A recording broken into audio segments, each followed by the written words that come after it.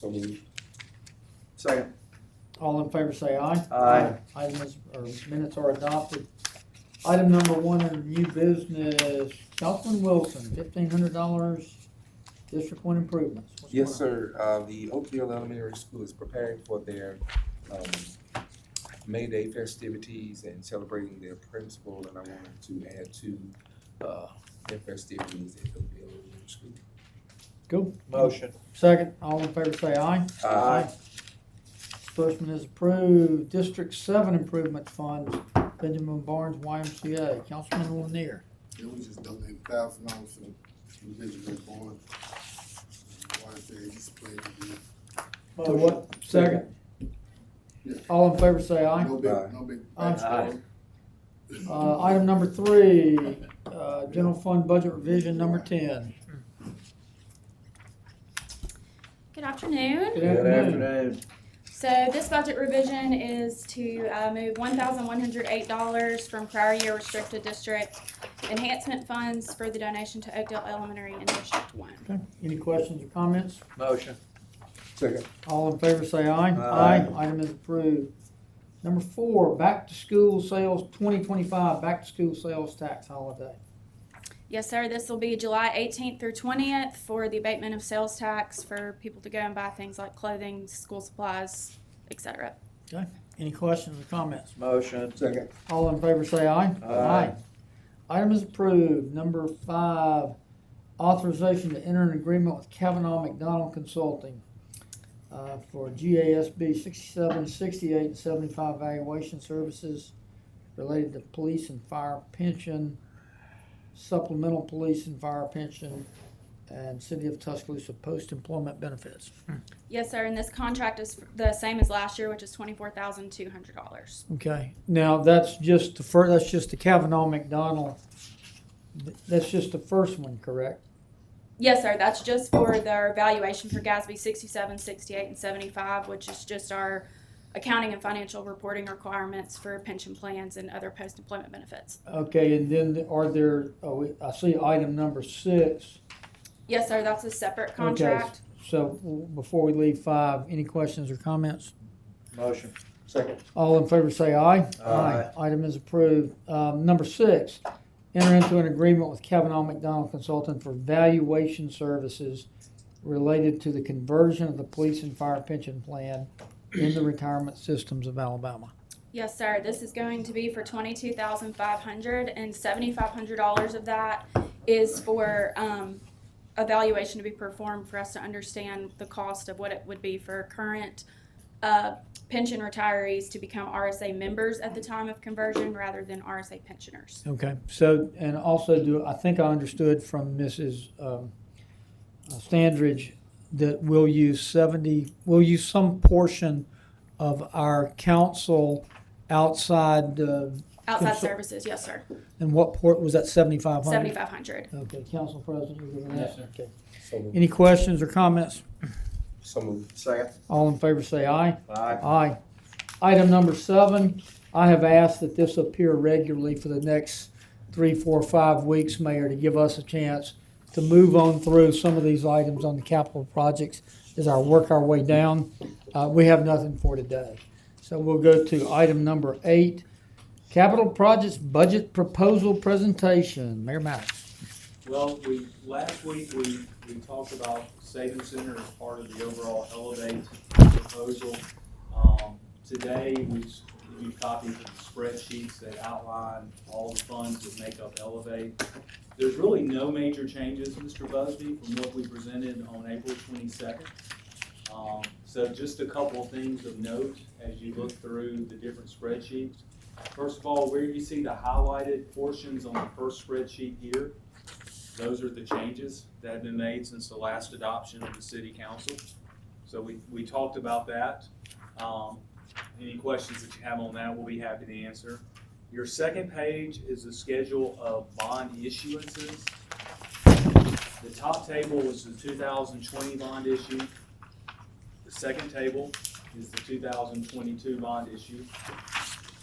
The third table is what we're proposing, is the fiscal 26 bond issue with the Savings Center, the Pickleball Center, University Boulevard corridor, and Odom Park. Please note that the Bowers Park and Odom Park being complete, Bowers Park already beginning. Thanks to the work of our Treasury Department, we went ahead and did that with cash, and we'll just be reimbursing ourselves through that bond issue. You'll see what we propose for fiscal 27 and then for fiscal 30. As I mentioned on April 22nd, the fiscal 30, that number could move up to 28, 29. It's just we're putting that in abeyance as we continue to watch the economy, watch the developments with SSUT. So those projects could be slated back up. We just want to put a holding pattern until we can figure out the impacts of the economy and hopefully, working with our legislature, solve the $15 million hole annually created by SSUT. The next page is the Elevate Operation and Maintenance Fund. And so this is one of the most important aspects of the Elevate budget. We dedicate 15% of the sales and use tax towards operation and maintenance. And you can see embedded in there the overall budget. There's one thing that we're looking at that you will likely see a change in future years. If you notice, by the time you get to fiscal year 2028, beginning in 29, you begin to see that fund balance decrease as it gets into fiscal year 2033. We will likely be recommending an increase in that budget to 16 or 17% to keep up with the cost. This fund is dedicated to take on the operational cost of all Elevate projects, everything from the Savings Center to Varela Odom Park. And I'll talk about in a second why that's a very doable proposition for us. We would likely recommend that probably once we get the Savings Center operational plan. We have an operational plan that's been recommended. Audrey will be presenting that as part of the budget hearing process in June, and the council will see that as part of their budget they receive in August, and we will continue to work through that. So before we leave that, Yeah, sorry, can I ask you a quick question?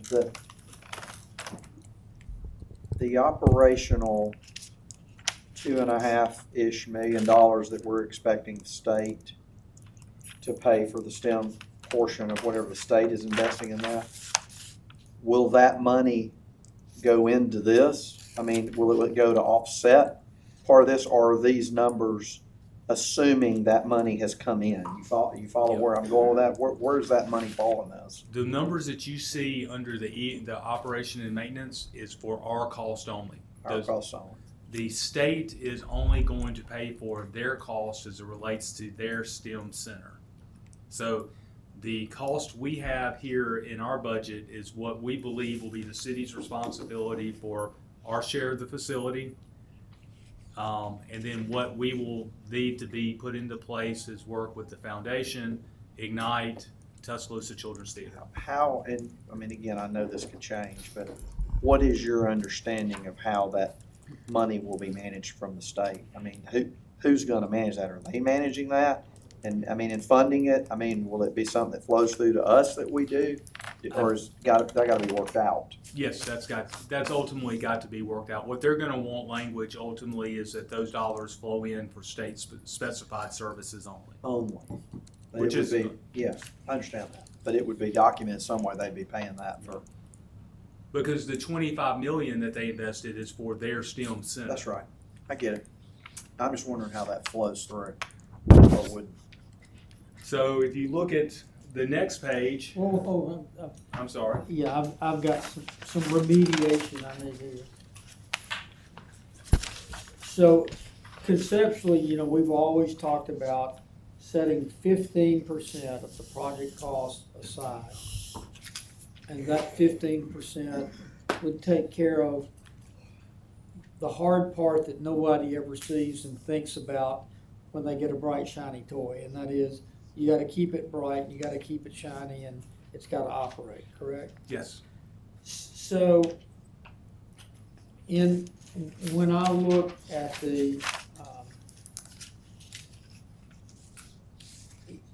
this is the Saban Center here, this sheet right here, we're on, right? Yes. So if I look to, Well, actually, if you'll go to the next page, okay, what this does, if you'll look at the bottom one, the bottom one. on elevate operation and maintenance, 15%. If you look on table 2, the bottom row, you see an allocation to the River District Fund, which used to be the amphitheater fund. And so that is an allocation that is the primary funder in addition to the 2% lodging tax in the River District Fund. So we have, if you know, just to make sure we're oriented, in fiscal '24, that amount was 1.5. This year we budgeted 1.5. We continue that 1.5 approach until fiscal '29, where we recommend 1.75. So if you go over to the next page. Wait, are you sure you're gonna get to me? Yes, sir. This is the River District Fund that's been established by the city council.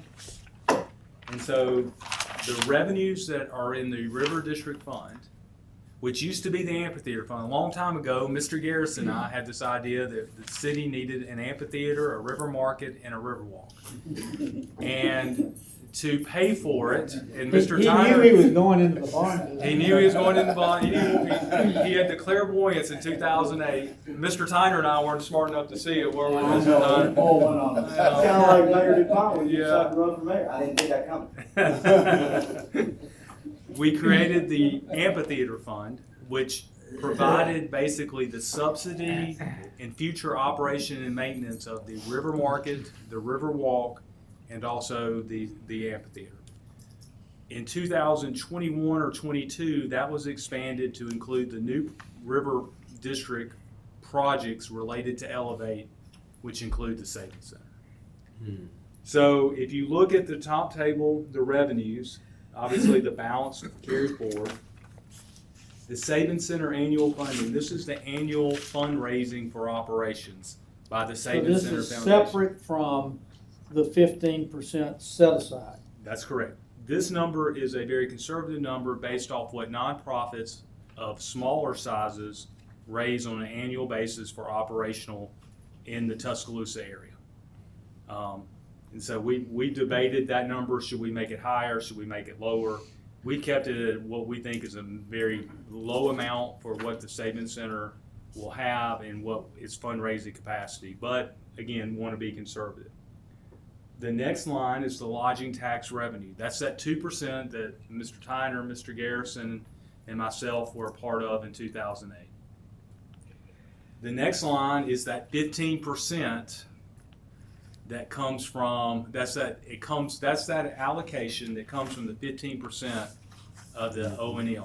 So when you look at 1.5 million in fiscal '25, you go back to this sheet, you can see that it matches the 1.5 million here. Then you see interest income. We only budgeted $90 this year. I think we'll make a little bit more than $90, but we only budgeted $90 in interest income. So that gives you a total for fiscal year 2025 of $4.3 million. Then you go down to table 2, and these are the expenditures, and they're divided up into different categories. First is the repairs and maintenance and upgrades of those facilities. So one recommendation that we have is that beginning in fiscal '26 and then continuing to '27 and '28, we begin making upgrades to the Mercedes-Benz Amphitheater. That's why you see the $2 million in 27, 26, 27, 28. We pulled that out of our bond issue. We were thinking about borrowing the $6 million, wrapping it into the bond issue. We felt like, one, we had capacity here to take that on and do it over time. Because a lot of what we do at the Mercedes-Benz Amphitheater, we can't shut the theater down. Not the amphitheater down. So maybe we do some things in stages. Number 2 is we have the University Boulevard Corridor project that is coming at higher cost, and we felt like we need to move that into the 26 bond issue. Then you go through under repairs and maintenance, River Market, and then you come down to Savings Center. So if you follow the Savings Center across the row and you hit fiscal '27, you begin seeing a number of $324,000, and then it steadily increases. the city, as part of its Savings Center in due diligence, hired a firm that gave us projections of what the maintenance cost will be for that facility every year. So that's the number that you see there. We may spend, hopefully in year one you won't spend anything because it's everything in that building is going to be under maintenance. But we even include a year one cost. So you see that moving out, and then you have that subtotal on the next line. The next line that you see is the operational subsidy. This is what that facility we project will cost the general fund, and this is a payback to the general fund for that cost. Our goal is, and this goes back to what Mr. Garrison and Mr. Tyner established in 2008. We never want to choose between a fire truck and new LED screens at the amphitheater or whatever it may be. So we project in this the operational subsidies you see for the amphitheater, you see for the river market. By the way, the river market frankly hasn't needed that subsidy in the last few years. The river market frankly has been a very, very good investment for us, especially post-COVID. And then you begin seeing the Savings Center. So the allocations that you see in 24, 25, 26, that's been to the Savings Center Foundation that I know Brant has briefed you on. And then beginning in fiscal 27, we have the subsidy cost of what we believe that the subsidy to run the Savings Center will be at $1,037,000. Wait, I'm sorry, back up one sentence, please. 24, 25, and 26, $442,000. Say that again, please. That was the appropriation the council made to the Savings Center Foundation, which has been operating to raise the money, that the $28 million that we have raised.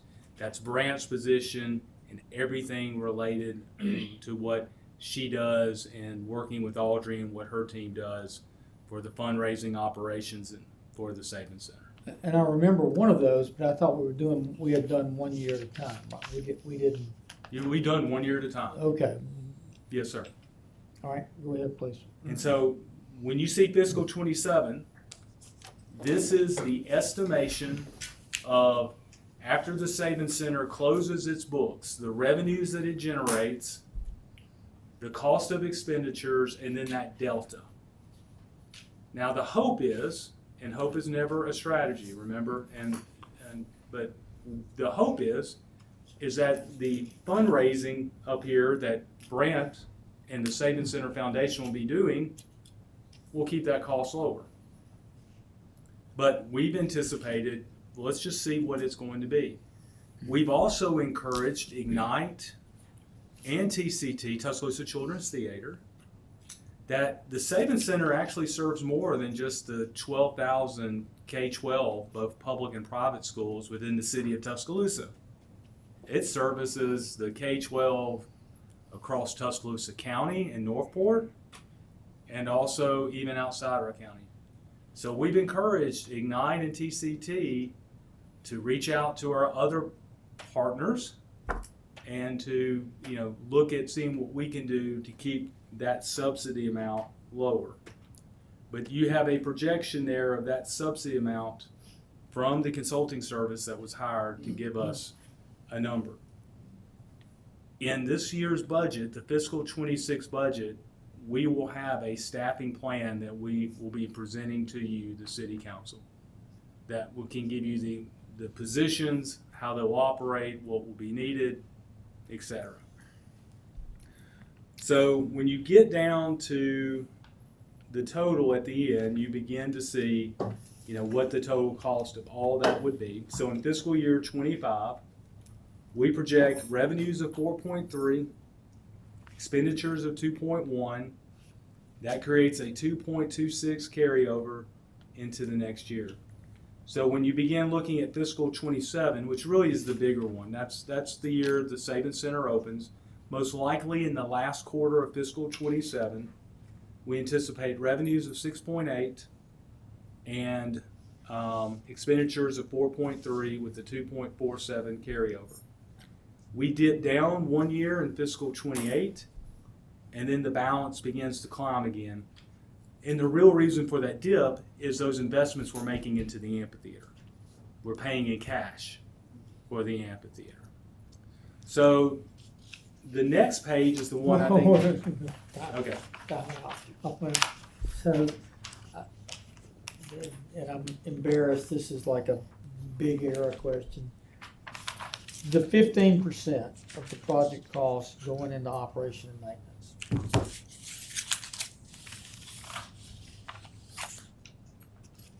I mean, 15% off what? Of sales and use tax. Say again? Sales and use tax. The 1% we of Elevate, so 15% of that sales and use tax. And then when we move on down, the 442,000, this is from the city to the Saban Center or Saban Center Foundation. Saban Center Foundation. I thought the rationale behind that was when we first approved it, that was to recognize that from a cold start, there was gonna be a certain amount of money, seed money needed to get them up and raising funds. Correct? Correct. Why would, now that that process is well underway and they're raising, you know, again, some of it's gonna come in over the years, but what we've already been remitted, what, 2 or 3, and then probably another 5 or 6. Why would we still continue? Why would we consider still continuing to seed the fundraising effort when the fundraising effort itself is now capable of doing that? The last year of that seed money that goes in is in fiscal 26. Correct. The budget coming up. The budget coming up. And then in fiscal 27, all that's wrapped into the total cost of the operations. Because again, we're still, just because we've raised 28 million, we've already received, I think, 5-point-something million. And I apologize for not being totally prepared to answer that question. But we have funding agreements on 28 million. We are still working towards raising money. The other part of that is now the transition to raising operational dollars. And then the other part of that is to raise money for future exhibits, because an exhibit life is somewhere between 5 to 7 years. But you don't start fundraising for the next exhibit that you want the year before you need to change it. That really begins today. And so Brant and the Saban Center Foundation is in a better position to do that than the city. I mean, I would argue it's probably, frankly, the best investment in the city's history. I mean, by the end of next fiscal year, we will have invested 1.4 million, and to date, we've gotten over 28 million plus in commitments. It's been able to do things we can't do, host events, fundraising, the things that a foundation can do that we can't. I would also, it'd probably be worth your time if we could have Brant come in and discuss more of the details, because I feel ill-equipped to totally represent the Okay, work. I would like to do that. And again, I agree on the success of the investment, which is what prompted the question, why then would we need to keep subsidizing what is apparently doing so successfully? I think it's a very fair question, and I think Brant would probably be much Okay, better at answering than I would. Get to her then. So on the, typically, I'm overgeneralizing just a little bit, but for many of these projects, of the O&M, it's little o, big M. I mean, the operations is not that heavy a burden, it's the maintenance of the facilities. In this case, that's probably not gonna be the dynamic, right? That, I mean, what we know it's, I mean, we're looking at, after opening, that you know, 1.1 to 1.2 million a year to anticipate having to subsidize operating costs, correct? That's correct. So would that not begin to go, so as that entity gets on its feet, and as, it just seems to me like the O part of that would begin getting smaller. I would equate it to, That is the operational subsidy. if Sure, you can understand, we're gonna put 110, this is a big deal. We're gonna need to nurse it for a while. We may need to nurse it for a long, long while, but it would seem to me like the amount that we would need to do that operations, not maintenance, would go down. I think a lot of that would depend upon if the entities are able to fundraise at a successful point, because you cannot, if you run this, you can't run the Savings Center as a profit center like you do the Mercedes-Benz Amphitheater or River Market, or else you'll price yourself out of children who will not be able to, the 200,000 plus students who are anticipated to use it would not be able to afford, schools would not be able to afford to send their children through the Savings Center to be able to do it. But I do think there are things within the Savings Center that we can put on a more market value than other things, as we talked about last week. So I do think there's some opportunities there. And those numbers, Mayor, those are the ones coming from that consulting firm we brought in, was it 2 2 years ago. 2 years ago, as part of moving forward? It was give us an assessment of what we need to prepare to expect in terms of ongoing subsidy, right? Correct, and it was part of that showed that a conference center, even on its best year, would lose $2.5 million a year. And the Savings Center not only has an educational benefit, it's going to have an economic benefit, especially during those summer months with the teacher training component, and also with the Legacy Hall component as well that we talked about, that we'll get somewhere in the neighborhood minimally of 25 to 30,000 visitors a year in addition. So we do think there's some additional economic opportunities with that. Let me share one other good news, and then because I don't want to run out of time doing it. So if you go to the last sheet, you see it says Elevate, and it has 3 funds. This is long-term good news. You see one table and it has three designated rows. The Elevate Fund, which was that first spreadsheet, the 15% O&M, and then the River District Fund.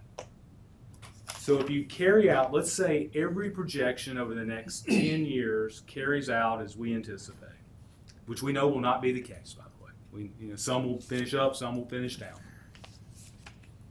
By fiscal year 23, so 9 to 10 fiscal years later, we will have a total balance of $24.4 million. And so the Elevate Fund is going to be in very healthy and in very good shape if we continue to manage it properly. You certainly see that in fiscal 26, 27, we will from fiscal 25 to 26, we go from 11 to 18. We stabilize at 18 in 26 and 27. We move a little bit higher in 28, 29, and 30. That's why I believe as long as the economy improves, those projects that we designate for 30 could probably move back up as long as we can solve SSUT. And the economy and the tariffs don't have an impact on our automobile sector here in Tuscaloosa. So we feel very confident with the 10-year projection of Elevate.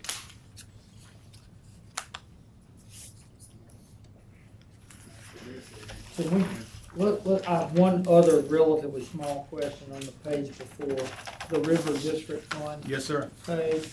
As we're down under expenditures and we're upgrade, repairs, and maintenance, as we're moving down left to right down the Savings Center line, that line really has about a 3 handle, moving most of the way from left to right, Yes, sir. and then until the year 30, and then it nearly doubles and then drops back down. What's going on there? The consultants feel that in generally that year of operations when you see an increase or spike in cost. And so based off of their recommendations, we move that number up. whatever those issues are, again, this is from their experience of dealing with conference centers, museums, and everything else, and then that number levelizes back again. So they feel like in the third year of operations, there is a maintenance spike? Well, and you also, I know that, again, it's always, there will be things that no matter how well we planned, we will go, that air handler should have been X instead of Y, or that lighting system should have been A instead of B. And so by the time you're in your third year of operations, you're figuring that out. These are all projections, again, based off statistical norms gathered from facilities nationwide. Again, I would be surprised if any of these follow exactly as we see here. Okay, but there's not some one event that occurs in year three, like we know the HVAC system. This is just an experiential, generally somewhere around here, expect a pop. Expect a pop, and and as we get closer, these numbers will become more and more refined, because once we get the bids back, once the operational plan is assigned and approved, then all of a sudden you go from a conceptual concept of cost to a more specified cost. So I would suspect that this time next year you're going to see a more concrete cost that is, would I, in a perfect world, I hope they're less. In the reality of the world, we will have to wait and see, but we're going to be in that. I feel confident we're in that neighborhood. We're in that neighborhood based on all the experts in this field. And I would encourage, whether it's in here or the council members do it individually, to sit down and talk with Brant to get a better idea of the Saving Center Foundation and her work. They've done some extraordinary work. I don't think I did a good job of representing that here. Vicki or Savannah, just make us a plate on next Tuesday's agenda, and we'll make that one of the things we deal with. Gentlemen, I'm sorry I've been running my mouth. If either of you have any questions? A lot to absorb.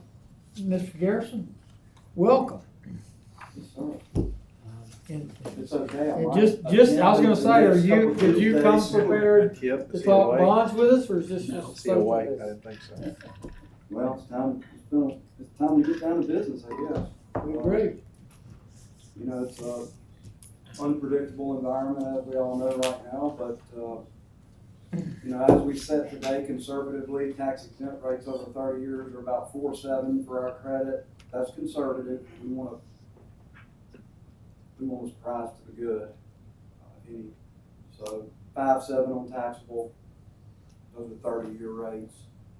We expect a rate cut in June. We don't expect a rate cut this week. Hopefully by the time we sell, which I think will probably be the week after July 4th, because our market kind of shuts down the week of July 4th. You don't have as many buyers, so it's not a really good time to sell. So hopefully by after 4th of July, a lot of some of the unstable things have cleared up a little bit. Hopefully we have a rate cut in June, so everybody's penciled in, but it's all data dependent, and we wake up each day and just do what we can do with the day that we're given. So hopefully we'll have a little bit lower rate environment, a steady bond market, a lot of buyers by the time we sell, but it's all going to be market dependent, depending on what day we sell. Right now it's the week after the 4th. It depends on what's going on the week after the 4th. If something happens over in the Middle East, The week after the 4th. that's what I'm thinking. And That'd be like, the total amount is elevates in the 80s, I think. 82.6. And then water and sewer 75, and then if tick rate comes in 35 to 45 probably. We'll slow down for me. So sometime midsummer, we're gonna put out 82,600,000, roughly. That's the plan. Of that amount, 62 million of that will be tax-free, non-taxable. That's the water and sewer piece, correct? Well, 75 water and sewer, and then the other 16-ish in Why elevate. would any of the water and sewer be taxable? No, tax exempt. Well, it says 62, oh, that's 62,000 We have per 60 million. No, Oh, per no, million. I'm looking at debt service, I'm sorry. Sorry. I saw the million. Okay, go ahead with what you were saying. No, I think you were dead on. I mean, you got. No, I was dead off. I was looking at but of course, the debt service will somewhat mirror, obviously, the issue. But 82,600,000 of that, how much is water and sewer? How much of the issuance? Well, the 82,600,000 is all Elevate projects. Okay, 66 of that is gonna be taxable, so it allows for freedom of the use of funds. so the because savings center portion is taxable. You know, and then you got another 16 right now, as he recommended, that's tax exempt on Elevate for a total of 82. And then you Okay, got a different, so you're gonna have a series on Elevate that's taxable. You're gonna have a series on Elevate that's tax exempt, keep them separate. You're gonna have a series on water and sewer that's gonna be tax exempt, probably in the 75 range. It's not on here. He's gonna, I think, bring that Okay. to y'all in June 3rd. And Mr. Busby, this is just for the I- Elevate series. Yeah. thank you. And then Tick Red might, will be another series if that, if everything lines up and stars line up. So it could be possibly 4 series. That's the way I understand it. We're still kind of playing everything by ear. Is that right? Yes, Stan that's Wall? correct. Yeah, my feeling is, and I would love to be surprised, but I just don't, I think MLK Phase 3 will likely be a fall